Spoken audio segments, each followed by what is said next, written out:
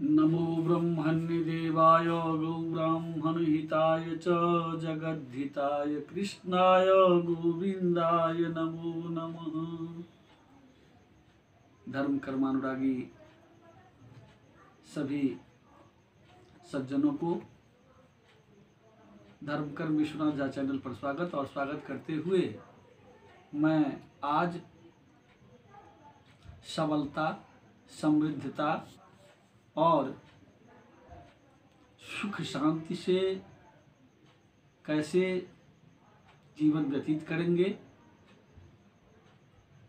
जिसमें किसी तरह का आपको दैविक, दैहिक या भौतिक उपद्रव से रहित जीवन यापन करेंगे, उसके संबंध में मैं दो शब्द आप लोगों के समक्ष रखना चाहता हूँ। मुख्य रूप से अपने अपने संप्रदाय के अनुसार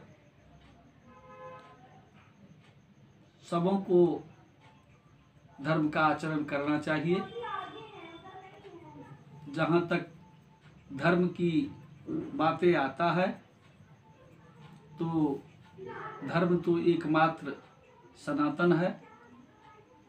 अब कुछ लोग इसे संप्रदाय भेद से भिन्न मानते हैं। ये उन व्यक्तियों के समझ की फर्क है, चाहे किसी भी संप्रदाय में हो।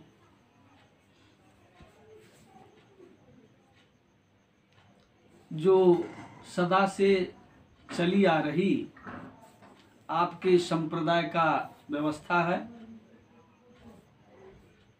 उसे भी आप सनातनी व्यवस्था, सनातन धर्म कह सकते हैं। ऐसे वेद जो अपौरुषेय है, इसका कोई काल निर्धारण नहीं किया गया है। ये आप सब भी अच्छी तरह से जानते हैं। तो वेद प्रतिपादित, वेद बोधित, वेदानुसार जो आचरण किया जाता है, उसे ही विज्ञजनों ने सनातनी या सनातन धर्म के नाम से जानते हैं। परंतु काल परिस्थिति के विवेचना के अनुसार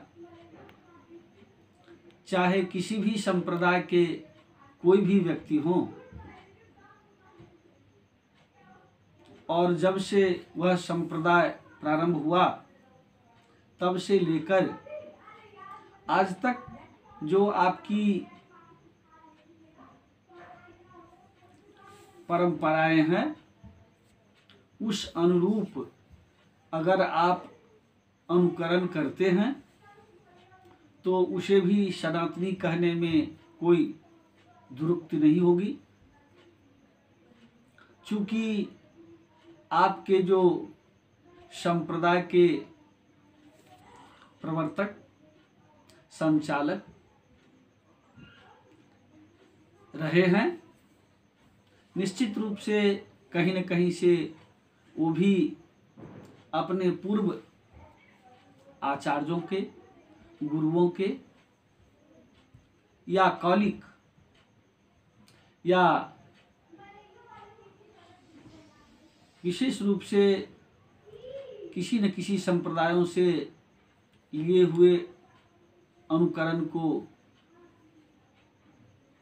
करते हुए और आप सभी अनुयायियों को अनुकरण करने का अनुमति दिए हुए होंगे। इन्हीं सब को लेकर जो आज हमारे लोक में एक विशेष प्रकार का ऊहापोह जैसी स्थिति बनी हुई है और कई जगह एक दूसरे संप्रदाय को दूसरे दृष्टि से भी लोग देख रहे हैं। तो इन सबों के लिए ही मेरी ये व्यवस्थाएं या मैं उनके बारे में कहना चाहता हूँ। स्पष्ट रूप से आया है कि धर्मः सनातनो नित्यं जनैः सम्यक् अनुष्ठितः विधत्ते सबलं राष्ट्रं समृद्धं निरुपद्रवम्। अगर आप उन सनातनी व्यवस्थाओं के तहत हमारे राज्य, राष्ट्र या विश्व के समस्त जनमानस अनुकरण करेंगे तो निश्चित रूप से उनके राज्य, राष्ट्र और विश्व में सबलता, समृद्धता और दैविक, दैहिक, भौतिक ये जो तमाम तरह के उपद्रव आजकल हो रहे हैं, निश्चित रूप से आपको छुटकारा मिलेगा। ये मैं विश्वास पूर्वक आपको कह रहा हूं। अब रहा ये कि इसको करने के लिए प्रायः 3 तरह के व्यक्ति होते हैं। एक बालबोध, एक प्रबोध और एक सुबोध। तो कुछ अल्पज्ञ होते हैं, कुछ